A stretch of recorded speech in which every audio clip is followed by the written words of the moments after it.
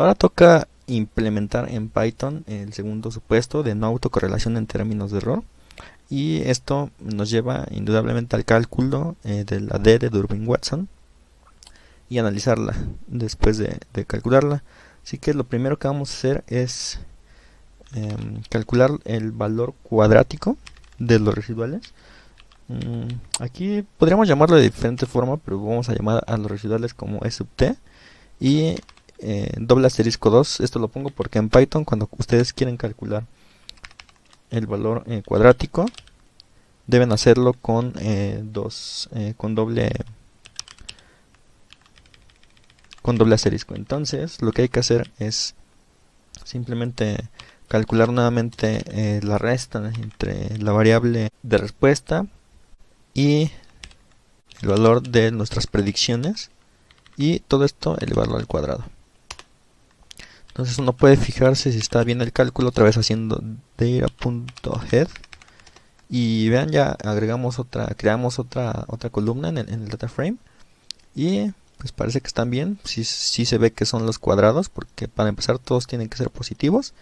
Y por ejemplo aquí nos podemos fijar, pues 2.21 es más o menos 4.9, 16 por 16 pues te da casi 287, entonces está bien. Lo que vamos a hacer ahora es calcular la diferencia entre valores consecutivos, como mencionamos en la clase teórica, de los valores residuales. Para hacer este cálculo que está aquí arriba, que después se tiene que sumar, y bueno, se debe elevar al cuadrado primero y después sumar cada uno de esos valores desde i igual a 2 hasta n. Lo que hay que hacer pues es un ciclo for, pero lo primero que hay que hacer es calcular construir lo que se llama una lista vacía, que después vamos a ir rellenando, que le voy a llamar diff list, es decir, la resta de esos residuos. Ahí lo vamos a guardar, y para ir restando los valores consecutivos sería este menos este, luego este menos este, luego este menos este, y así sucesivamente. Tenemos que iterar sobre dos valores, en este caso van a ser x y y. Entonces para x y y voy a utilizar la función zip, que básicamente lo que hace esta función pues es tomar iterables, pueden ser 0 o más, y los va a agregar en una tupla y va a retornar un valor. Entonces lo que va a hacer es tomar los valores de data list, nuevamente, como está muy largo eso y para no equivocarme porque tiene guiones bajos, entonces lo que voy a hacer es copiar list square residuals y voy a tomar los valores en 0, 2 puntos.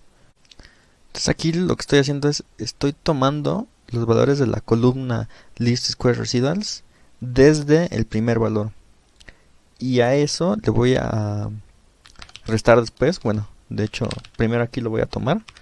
Aquí nuevamente pongo list square residuals entre comillas, pero ahora los voy a agarrar desde la posición número 1.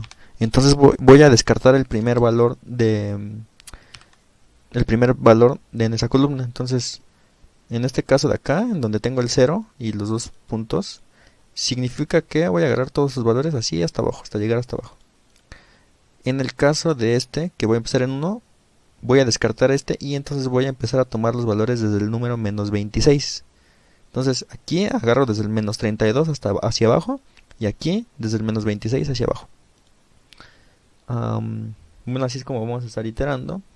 Siempre que hagan ciclo for deben poner 2 puntos. Es cuestión de sintaxis del lenguaje. Y lo que voy a hacer ahora es a diff.list. Le voy a ir agregando los valores. Eso es lo que significa el comando append, de la resta de y menos x. En este caso serían estos valores residuales menos estos. Entonces todo el tiempo voy a estar calculando esa diferencia entre valores sucesivos, y lo que voy a hacer ahora es que a diff list va a ser igual a diff list.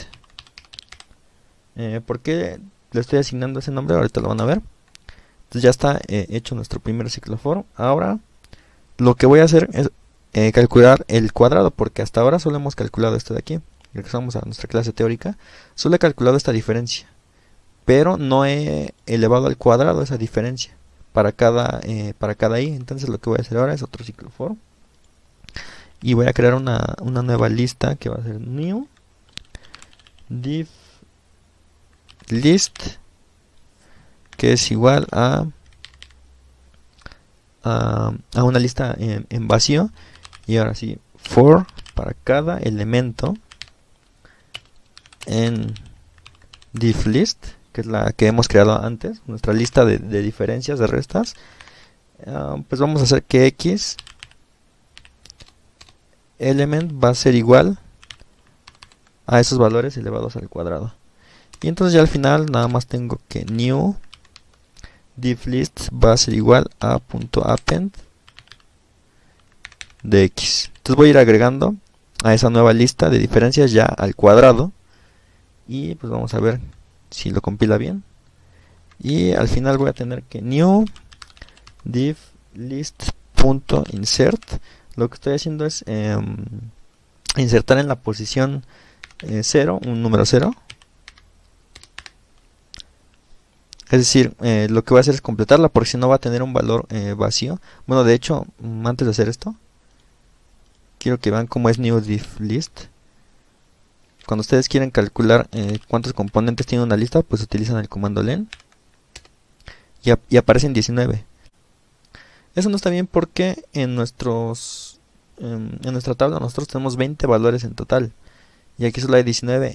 ¿Y eso por qué sucede? Pues porque calculamos la resta entre valores sucesivos, por lo que debemos agregar un 0 al inicio de esta nueva lista. Entonces para eso funciona este comando de insert. Entonces, inserto un 0 simplemente, y ahora sí veo que hay en new div list y están ya los valores elevados al cuadrado, y con el 0 que le acabo de agregar con insert.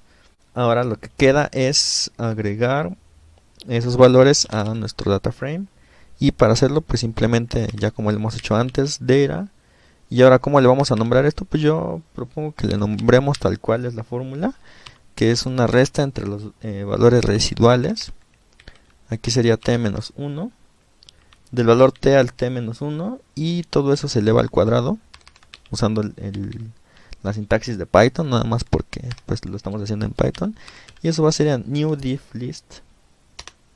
Entonces otra vez ponemos data.head y ya salen los valores de la resta, ¿no? de los residuos ya elevados al cuadrado. Entonces nosotros incluso podemos ver la tabla completa para ver cómo se ve.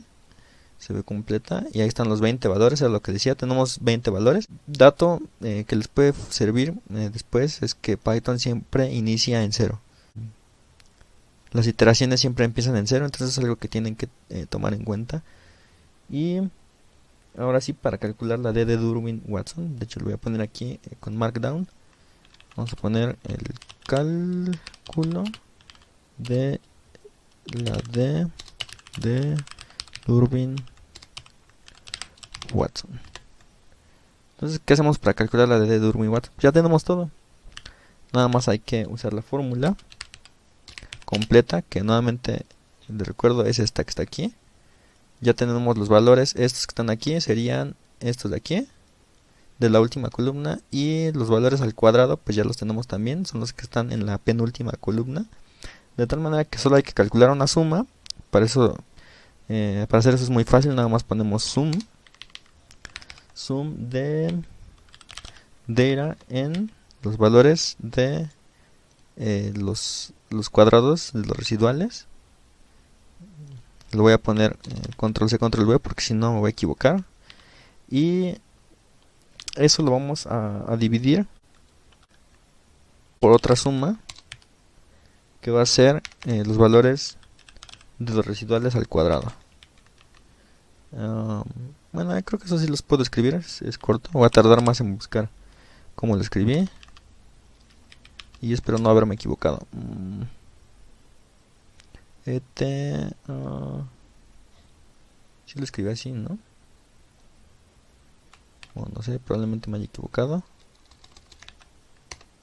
Es que dejé un espacio. Entonces al dejar un espacio pues no me lo reconoció, pero bueno.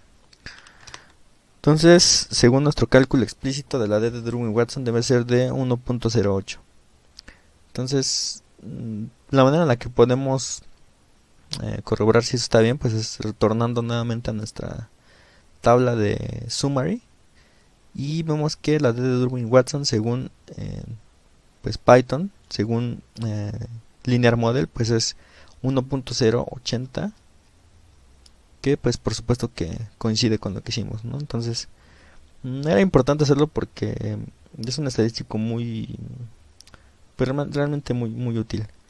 Yo les había mostrado en la clase teórica que según los valores de la D podían darnos información respecto a si existe autocorrelación o no. Pero vean que al ser 1, pues no podríamos decir si está más cerca del 2 o del 0. Entonces, lo que podemos hacer es usar una versión más sofisticada de este hecho. Y lo que se hace es lo que aparece aquí en este archivo PNG, es que hay una forma más sofisticada de analizar la de Durbin-Watson, en donde nosotros podemos pues podemos calcular un valor digamos mínimo y un valor máximo de esta D, y según estemos en estos intervalos pues vamos a rechazar la hipótesis nula o no la vamos a rechazar, o se va a dar el caso en que la prueba no va a ser concluyente.